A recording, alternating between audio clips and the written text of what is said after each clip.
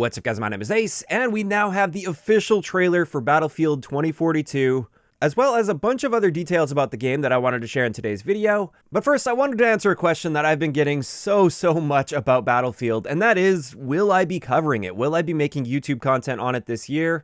And the simple answer to this is, if I enjoy playing it, then absolutely you can expect to see YouTube content from me. And at this point, this is the most excited I've ever been for a Battlefield game. I'm primarily a Call of Duty player, always have been, but this time around, for the first time ever, I'm honestly more excited for this Battlefield than this year's Call of Duty game. So we'll just have to wait and see. I've got to get my hands on it and see if I actually enjoy playing it. But yeah, that's pretty much it for that question. Now let's get into the trailer, as well as a bunch of information that we got regarding this new Battlefield. So as you can see, it is set in a near future setting in 2042, and this just happens to be my favorite setting for a first-person shooter. The thing I like about near future is they can keep things relatively grounded in reality, so it doesn't feel like you're playing some kind of a sci-fi game or anything, but it opens up a lot of room for creativity in these settings, and the weapons, and the gear, and gadgets, and equipment, and the vehicles. It opens up a lot of room for them to play around with new and exciting things that we don't currently see. So already, that's a huge draw for me. I'm really excited about the near future setting here. And then also, speaking of settings, let's get into some more information that we got. This game is going to launch with 7 maps, and keep in mind when it comes to Battlefield, since I know a lot of my audience is more Call of Duty focused, a Battlefield map is significantly larger and offers far more varied gameplay than a Call of Duty map. So 7 maps at launch actually seems like a very good amount of content to me. But with this, we're going to be seeing up to 128 players per match, so 64 versus 64, at least on the new generation of consoles as well as PC. If you are getting the game on the previous gen of consoles, so PS4, Xbox One, it looks like it's going to be basically a different game. They're going to have restricted map sizes, so it'll be the same maps, but they're going to be cutting off areas, and you can only play up to 32v32. There's no 128 player matches, just 64. And I do see that as a positive thing. To me, that means they aren't going to be holding back the new generation of consoles or the PC version of the game in order to accommodate the older generation of consoles. And that's great news. Also, just a brief mention, at least at the time of recording, there was no word on crossplay yet. I'd be quite surprised if we didn't have some form of crossplay, although it looks like we probably wouldn't have crossplay between the old generation of consoles and the new gen and PC, since like I said, it's going to be basically a different game.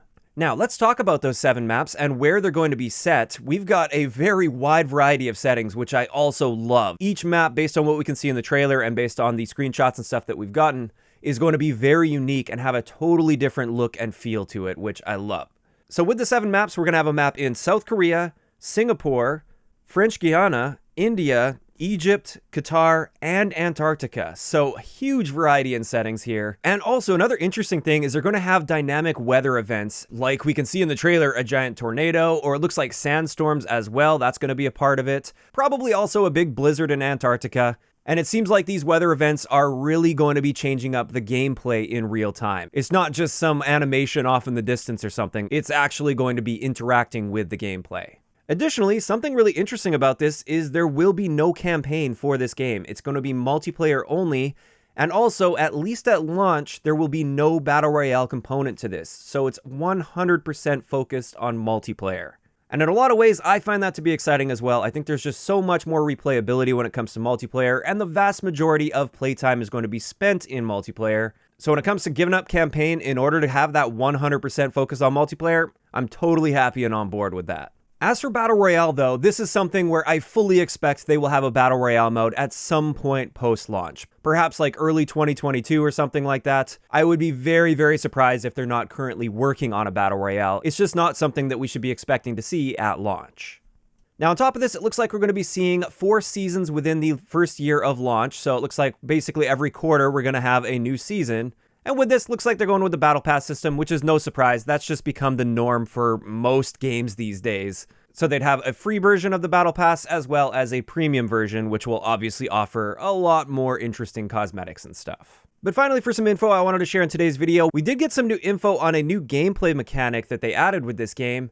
And that is, we're going to have the ability to change attachments on the fly in the middle of a match without even having to access a menu. Now, I don't know exactly how this is going to work, how they're going to bind things, but apparently like you can remove your optic or put an optic back on. Same thing with like a suppressor, for instance.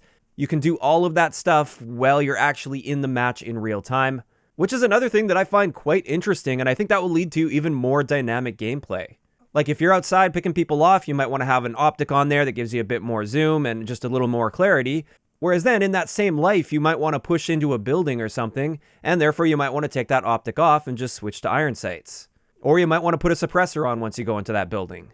In either case, this does seem like a pretty interesting feature they're going to be adding. And yeah, so far those are the main bits of information that we have about this upcoming Battlefield game. Personally, I'm very excited. I was excited before the trailer, but now that we have this information as well as the trailer, I'm even more excited, and the hype is definitely building. Now, obviously with this trailer, we didn't get any actual gameplay. The gameplay reveal is going to be this Sunday on the 13th of June, and I'm definitely going to be staying tuned for that. Now, of course, I'm really interested in hearing from you guys in the comment section below. What are your thoughts on this upcoming Battlefield game? Are you really excited for it? Don't really care too much? Or do you absolutely hate it? Just let me know those thoughts down below. If you enjoyed the video, a like rating is always appreciated, and don't forget to subscribe for more if you haven't already. I'll talk to you guys next time.